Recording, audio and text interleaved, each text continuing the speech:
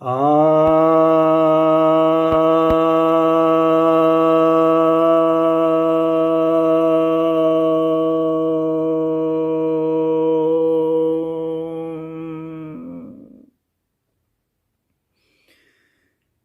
सभी भक्त जनों को सप्रेम नमन।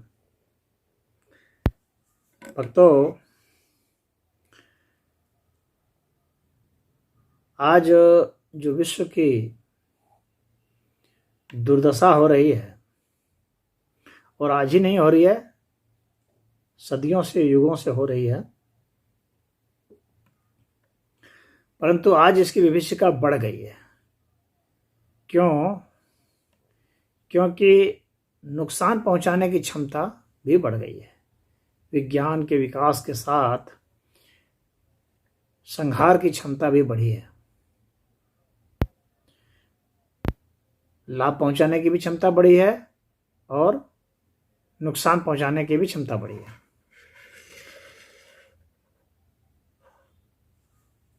तो आज हम यह देख रहे हैं, कई राष्ट्र या तो युद्ध कर रहे हैं या युद्ध करने की तैयारी कर रहे हैं, और बराबर युद्ध जैसा माहौल बना रहता है। कहीं ना कहीं युद्ध चलता ही रहता है। कोई भी ऐसा वर्ष नहीं गुजरता जहां युद्ध नहीं हो रहा हो। और कभी कभी बहुत सारे राष्ट्र एक साथ युद्ध करते हैं। उनका रेगुलेटर कोई नहीं है, उसको गाइड करने वाला कोई नहीं है, उसको रोकने वाला कोई नहीं है, क्योंकि राष्ट्रों के पास सेना है, अन्य के पास सेना है नहीं। जो ऑर्गेनाइजेशन बनाए गए हैं रोकने के लिए, उनके पास सेना ही नहीं है, तो कहां से रोकेंगे? तो इसके अलावा अगर हम एक और चीज देखते हैं, वो देखते हैं कि मनमाने तरह के आर्थिक प्रतिबंध भी लगाए जाते हैं। किसी पर भी लगा दिया, कुछ भी लगा दिया। अपना जो मजबूत ग्रुप है वह कुछ भी कर दे रहा है, दूसरे लोग मानने के लिए बाध्य हो रहे हैं, और उसमें ऐसे लोग जो नहीं मानने वाले हैं वे भी पीछे जा रहे हैं। यानी किसी न किसी खेमेबंदी में रहने के लिए बाध्यता, ऐसी स्थिति कर रहे हैं कि बाध्यता हो जाए। ये शक्तिशाली खेमे के जो राष्ट्र हैं उनका ऐसा प्लान है, और ऐसा ही हम देखते आ रहे हैं। इसके अलावा जो अगर हम इसकी बात करें षड्यंत्रों की या वैश्विक स्तर पर आतंकवादी घटनाओं की, वैश्विक स्तर पर जो सरकारें बनाई जा रही हैं, बिगाड़ी जा रही हैं, टॉपल कर दिया जाता है गवर्नमेंट को, कहीं का फंड भेज करके, अपने आदमियों को लगा के, एजेंट लगा करके साबोटेज होते हैं, षड्यंत्र होते हैं, हत्या कर दी जाती है बड़े बड़े राजनयिकों की, बड़े बड़े शासकों की, प्रधानमंत्री, मुख्यमंत्री वगैरह। इसके अलावा देखते हैं कि ट्रेड में जो है वहाँ मनमानापन होता है। किसी के ऊपर ज़्यादा टैक्स लगा देना, किसी पर कम लगाना, अपने अपने मनमाना ये व्यवहार करते हैं। एक यूनिफॉर्म लॉ नहीं बनाते हैं। ग्रुप अपने हिसाब से कार्य कर रहा है। उसी तरह से देखते हैं कि कोई भी जो खोजें होती हैं वो समान रूप से उपलब्ध नहीं हो पाती हैं। जो मानवता के लिए हैं उसमें भी बहुत उगाही की जाती है। 5 रुपये की दवा 5,000 में बेच दी जाती है। तो मनमानापन चलता है, किसी का कोई रेगुलेशन नहीं मानता है। वैसा ही सिस्टम पेटेंट का है। कोई भी पेटेंट लिया हुआ है तो उसको वो मिल नहीं पाता है, कोई नकल कर करके बना दे रहा है। चीन तो नकल करने में बहुत आगे है, भारत में भी नकल होते हैं, बहुत सारे देश से नकल करते हैं। तो कॉपीराइट की अवहेलना, पेटेंट की अवहेलना होती रहती है।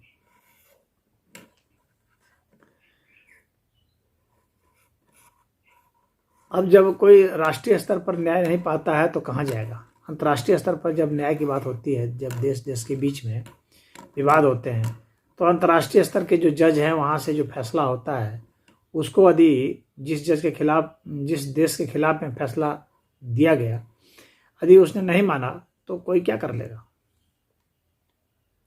यानी जब आप कुछ फैसला करते हैं तो उस फैसला को क्रियान्वित करने के लिए आपके पास पर्याप्त शक्ति भी तो होनी चाहिए। तो जजों के पास कोई शक्ति है नहीं, वह तो बस एक मॉरल पॉलिसिंग हो गया। तो मॉरल पॉलिसिंग से तो कोई बहुत ज़्यादा काम होता नहीं। अगर जमीनी स्तर पर कुछ ठोस कार्य होने हैं तो इसके लिए यह जरूरी है कि उसके साथ फोर्स चाहिए। तो मेरा लबो लबा कहना यह है कि आवश्यकता क्या है। आवश्यकता है एक ऐसी संस्था की नहीं, जिस तरह से बनाया है संयुक्त राष्ट्र संघ बनाया है, यूनाइटेड नेशंस ऑर्गेनाइजेशन, तो इसकी आवश्यकता उतनी नहीं है। आवश्यकता क्या है? एक विश्व गवर्नमेंट की। जिस तरह से राष्ट्रीय सरकारें चुनी जाती हैं डेमोक्रेटिक सिस्टम से, उसी तरह से विश्व सरकार को भी चुना जा सकता है।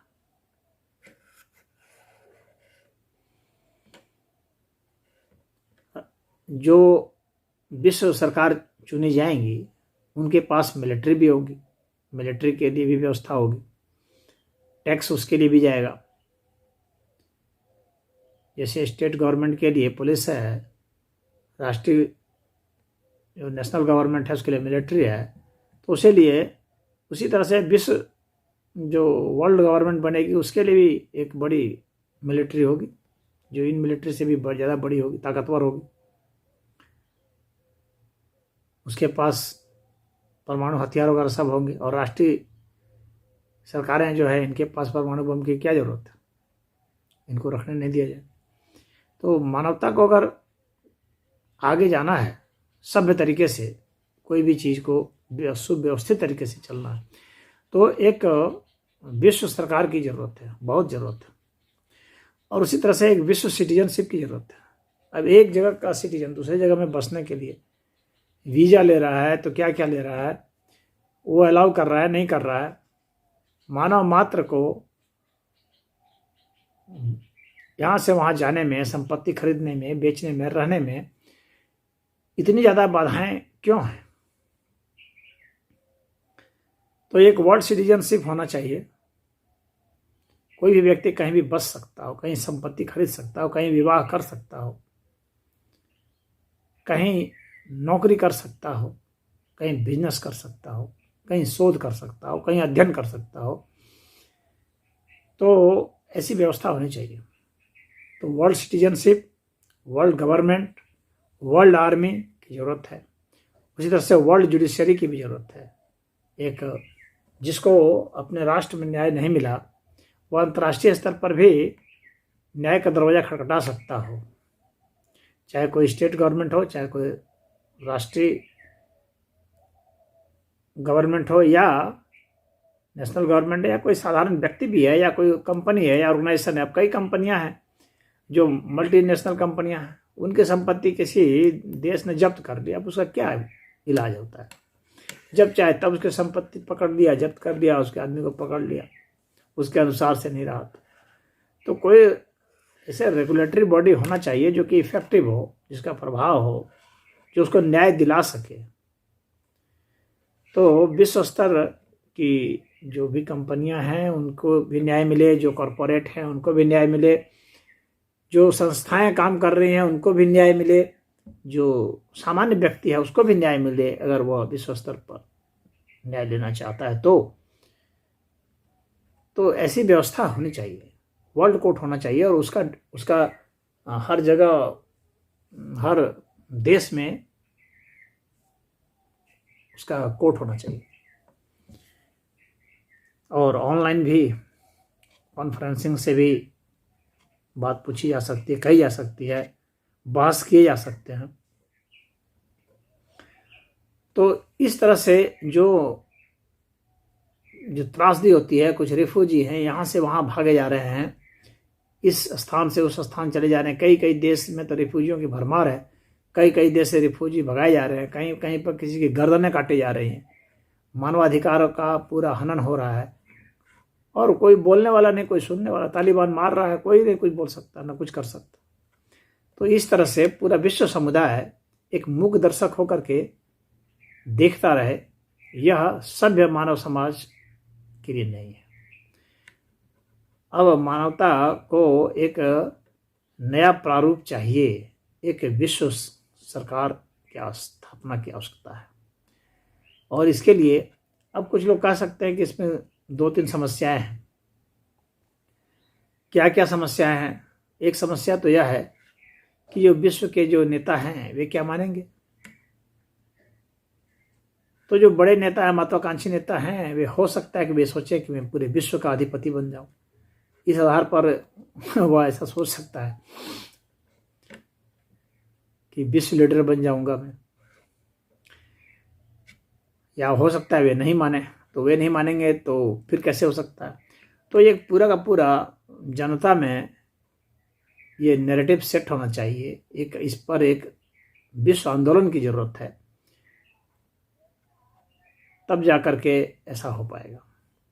अब दूसरी बात यह है कि कई कई देशों में डेमोक्रेसी नाम की चीज है ही नहीं, या नाम मात्र की है। वहां पर क्या होगा? तो जहां नाम मात्र की भी है वहां भी वोटिंग होनी चाहिए, कम से कम विश्व स्तर की तो होनी चाहिए। विश्व स्तर की भी कोई बात होगी तो वोटिंग से ही फैसला होगा।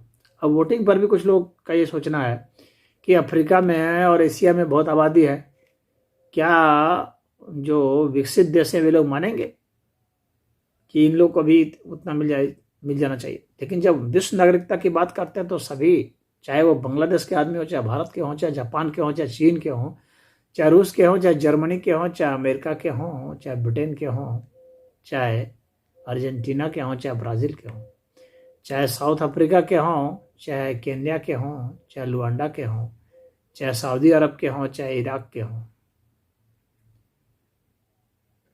छोटा से छोटा देश हो, चाहे बड़ा से बड़ा देश हो, चाहे अमीर से अमीर हो, चाहे गरीब से गरीब हो, चाहे किसी भी रंग का हो, किसी भी धर्म का, जाति विशेष का हो, अधिकार तो सबको समान होना चाहिए। तो सबकी वोटिंग राइट तो एक ही होनी चाहिए। उसमें ऐसा नहीं कहा जा सकता है कि ये अमेरिका का आदमी है तो इसको ज़्यादा रहेगा, इधर के आदमियों का कम रहेगा।